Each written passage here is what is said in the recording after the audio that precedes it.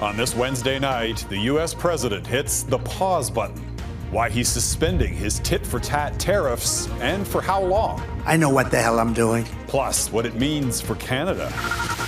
From tariffs to sovereignty, what's on the minds of voters in the North? We need to be strong. Our Dawna Friesen reports from Whitehorse tonight.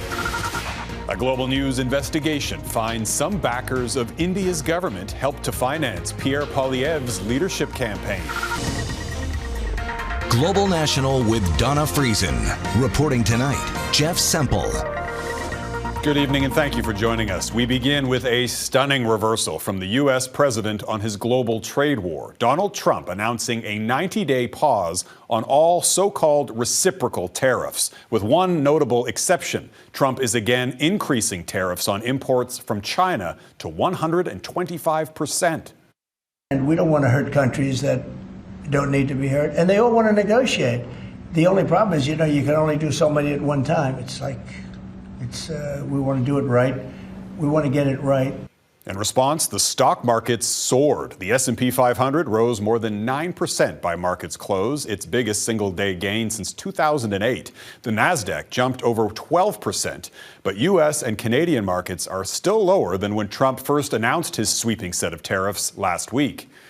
A 10% baseline tariff remains in effect on all countries except for Canada and Mexico. U.S. tariffs targeting Canada remain unchanged, and most Canadian imports have so far been spared, though the U.S. Treasury Secretary told reporters that sectoral tariffs targeting Canadian steel and aluminum, for example, remain in effect. Jackson Proskow has the very latest from Washington.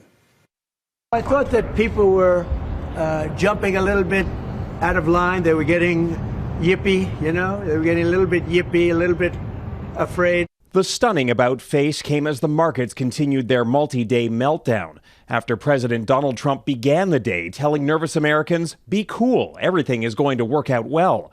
4 hours later, he undid a mess of his own making with another social media post announcing the 90-day tariff pause and a lower 10% blanket tariff on every nation except China. Somebody had to do it. They had to stop because it was not sustainable. If businesses hate uncertainty, they're not much better off now, not when trade policy changes hourly on the whims of one man. It looks like your boss just pulled the rug out from under you. In fact, the news broke while Trump's top trade negotiator was being questioned on Capitol Hill, seeming to catch him off guard. How are you in charge of negotiation if the president is tweeting about this from wherever the hell he is? We're trying to reset the global trade system. That's offshore all of our factories. We're going to have to go through a little tough love, maybe. On so-called Liberation Day 1 week ago, Trump seemed deeply confident in his strategy. If you want your tariff rate to be zero, then you build your product right here in America. Markets were so deeply rattled, more than 70 countries approached the White House looking to make deals. President Trump has created this negotiating leverage. For now, it's enough for Trump to back down and take credit for a market rally, even if the markets still haven't fully recovered. I guess they say it was the biggest day in financial history. That's a pretty big change. Still on the table, potential tariffs on pharmaceutical imports and an increase in duties on Canadian lumber. The 90-day pause has brought no certainty there. Jeff? All right, Jackson Proskow in Washington. Thanks, Jackson.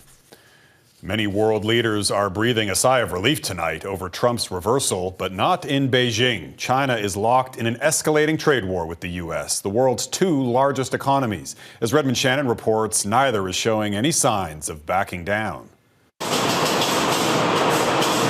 Global trade relies on stability and long lead times, like at this Christmas tree factory in China. We have to proceed with caution because ongoing instability in the U.S. might lead to cancellations. As of Wednesday morning, Chinese businesses faced a 104% tariff on exports to the U.S., later elevated to 125% by President Trump.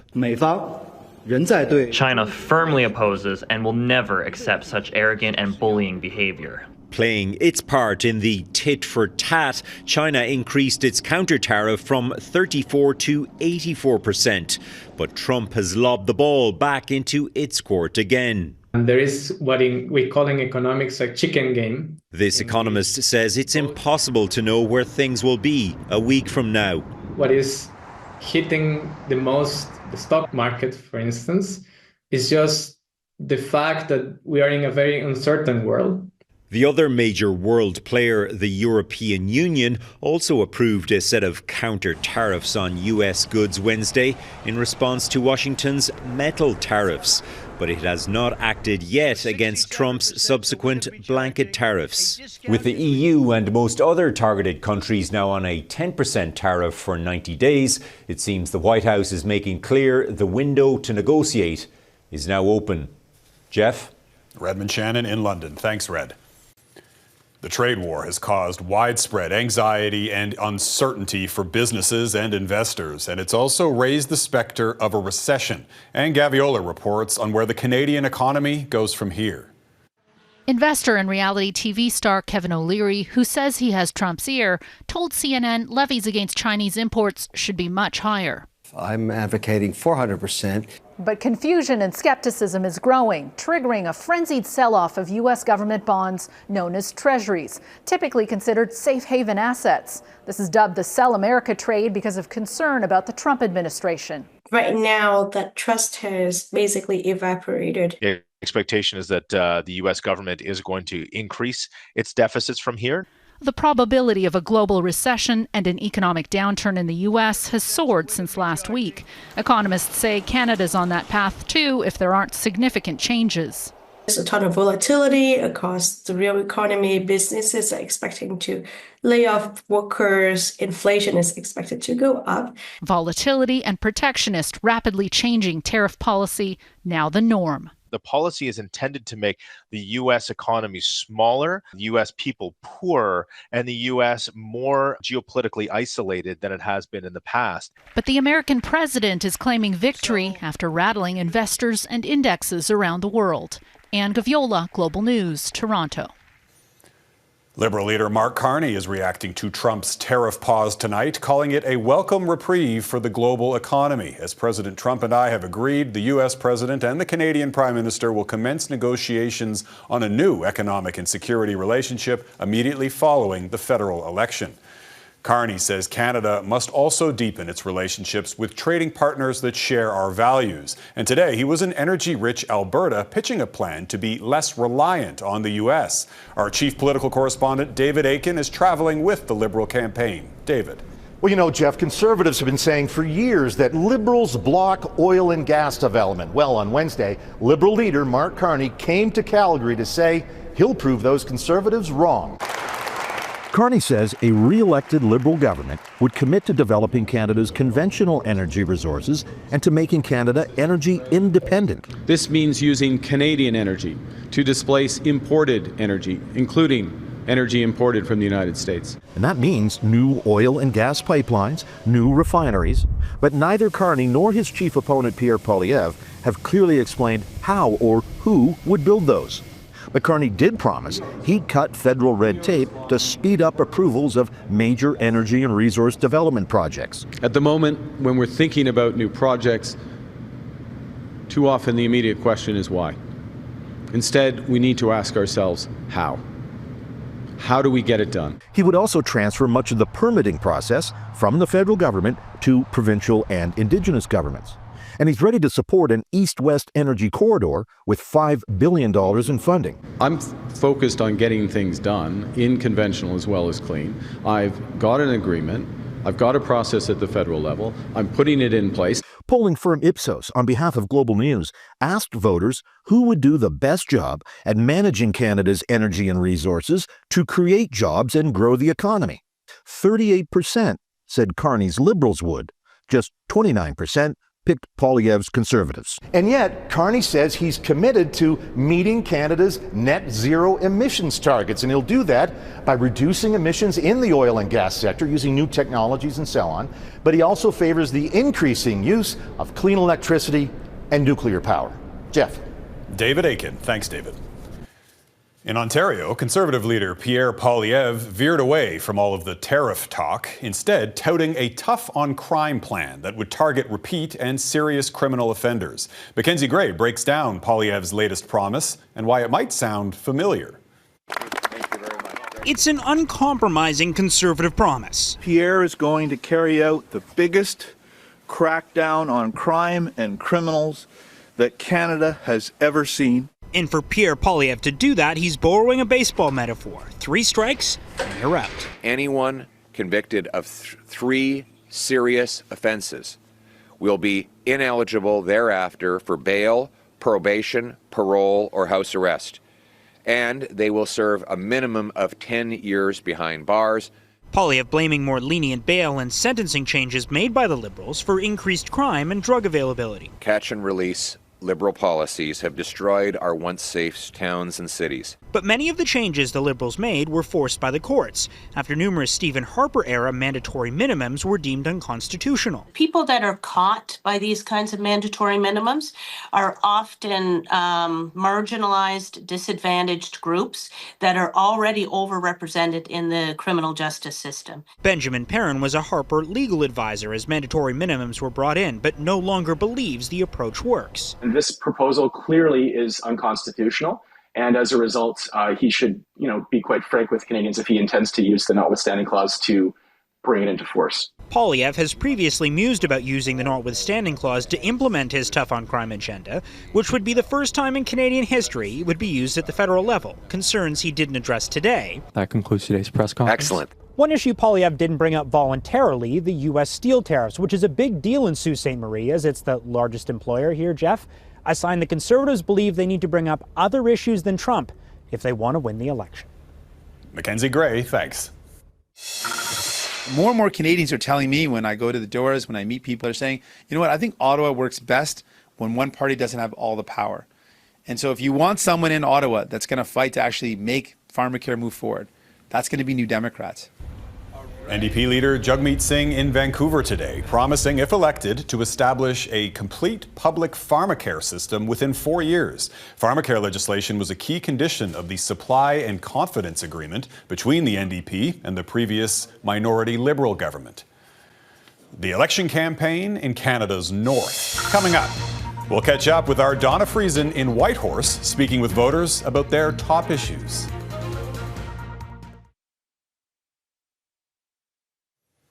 Yukon's tourism slogan is larger than life, and for good reason. The territory in northwest Canada is wild, mountainous, and sparsely populated. You can lose yourself in the landscape.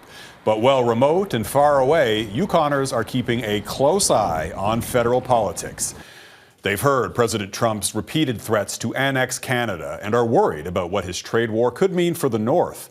Our Dawna Friesen is in Whitehorse, where Canadian sovereignty is very much on voters' minds. At this Whitehorse Cafe, they are still serving up plenty of fancy coffee, but economic uncertainty hangs in the air. As a young person, I think it's just the affordability. The high price of everything from food to housing is a perennial issue in the North, and President Trump's trade war is only making things worse. It has been a nightmare. Vanessa Ayer's daughter owns Wild Yukon Furs. This is Lynx. It's incredibly soft. Selling products made from furs she buys from local Indigenous trappers, including her husband. There's been some very confusing yo-yoing about where there's going to be tariffs. Are they on? Are they off? She's taking a double hit. She has an American location in Skagway, Alaska, a 3-hour drive from Whitehorse. To her, the trade war and talk of annexing Canada feels personal. For us, these are our neighbors. This is our backyard. And President Trump's desire to make Canada the 51st state, the Premier of Yukon calls it chilling. There's fear Trump is coming after critical minerals and resources in the north and access to shipping lanes through Canada's Northwest Passage. Do you think that Donald Trump, though he's not on the ballot, is dominating this election? Unfortunately, yeah. Who can best stand up for Canada, its trade and sovereignty as what matters most to voters I met? I do like a lot of what our current Prime Minister is doing. I also appreciate Carney's global expertise much more than Pierre's, as I feel like he has not had enough out-of-office experience to really understand the real-world issues that he's being asked about. On the pickleball court, There are deep political divides. Worrying about Trump, one woman tells me, is just a liberal distraction. No, this is a decoy. They'd love to put all the blame on Trump right now so we can forget about what the liberal government did to us. Let's get the NDP in there and let's get some good government going for a change. We got to fix health care too. The Liberals and Tories have broken it. Let's get it back to the guys who invented it. Everything Vanessa sells in her shop, she makes by hand. She's worked for 7 years to build her business on both sides of the border and now feels like the relationship is broken. I think it absolutely has been badly damaged. Yukon only has one seat in the House of Commons. How people vote here won't decide the overall outcome, but people are well aware of the existential threat at their door in this high-stakes election. Dawna Friesen, Global News, Whitehorse, Yukon. Tomorrow, we'll explore how the issue of Arctic sovereignty hits close to home for people living in this country's resource-rich northern regions. Dawna hosts a special edition of Global National from Whitehorse. The CEO of Delta Airlines says Trump's tariffs are hurting bookings, and the company is now considering cutting some Canadian flights. The remarks were made on a conference call to airline analysts. Delta remains profitable, but suspended its financial forecast for the rest of the year, citing uncertainty triggered by the trade war. The links between people who've supported the Indian government and Pierre Poilievre's campaign here in Canada. A Global News investigation next.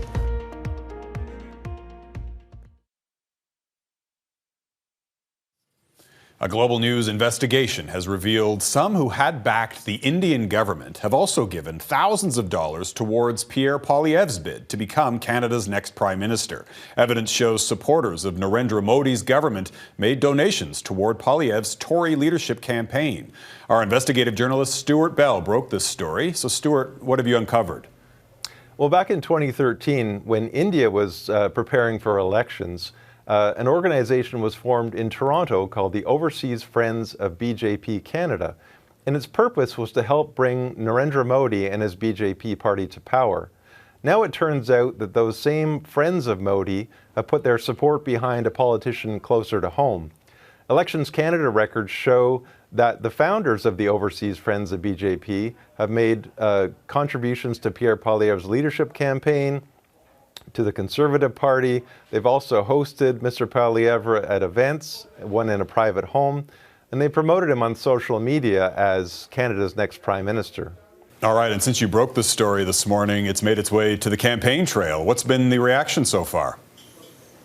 When a reporter asked Mr. Poilievre about this, he said basically that the party's not able to screen all of its donors. I received 37,000 separate donations that anybody can make online. We don't have the capacity to do CSIS background checks on every single person who makes those 37,000 donations. The fact that Pierre Poilievre was so purposely avoiding to learn about the details about the involvement of a country and a government that's involved in allegations of really putting Canadians' lives at risk really shows you that Pierre Poilievre is not someone that puts his country first. He puts his party first. And all of this has raised questions about who has the ear of the Conservative leader at a really crucial point in Canada-India relations, following Canada's allegations that India is engaged in foreign election interference in Canada and also was behind the assassination of a Sikh leader in BC. All right, Stewart Bell in Victoria. Thanks, Stu. And you can read Stewart's full investigation, including reaction from Canada's Indian community. That's on our website, globalnews.ca/Global National. Could this be the year? Up next, a look at the teams hoping to end Canada's Stanley Cup drought.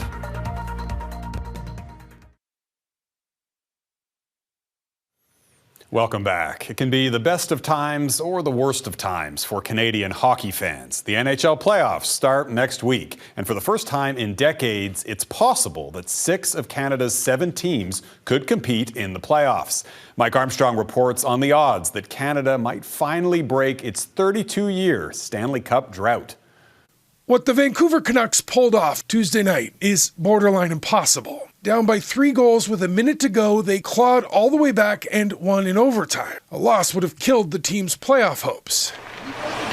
Now, the Canucks and Calgary Flames still have a mathematical chance to make the postseason, but barely. That said, every other Canadian team has either locked up a spot or, in Montreal's case, is on the cusp. They've won 6 in a row and have a Russian phenom joining the team this week. Woo! Go Jets, go! Another place with no shortage of optimism is Winnipeg. Woo-hoo! The Jets are in first place overall and solid at every position, especially in net. Who's your Hart Trophy leader right now? And feel free to include Connor Hellebuyck. And we can discuss this on Free For All Friday. I really think it's Connor Hellebuyck. The Ottawa Senators are returning to the postseason for the first time since 2017. It's a team of young players who've never experienced playoff hockey. The Oilers have had a rough season, plagued by injuries, but still made the playoffs, which leaves the Leafs. The playoffs were never in question. What happens when they get there is. Toronto's only won one round in the last 19 seasons. Yeah, let's go! The good thing about the playoffs is there's enough time between them to forget the pain and rekindle the optimism. Mike Armstrong, Global News, Montreal. And we've definitely jinxed it now. That is Global National for this Wednesday night. I'm Jeff Semple. Tonight's Your Canada showcases Edmonton, Alberta, Sawyerville, Quebec, and Hedley, BC. Keep them coming. Send your pictures of Canadian pride to Global National at globalnews.ca. Thanks for watching. Dawna will be back with you tomorrow with a special edition of Global National from Whitehorse. Have a great night.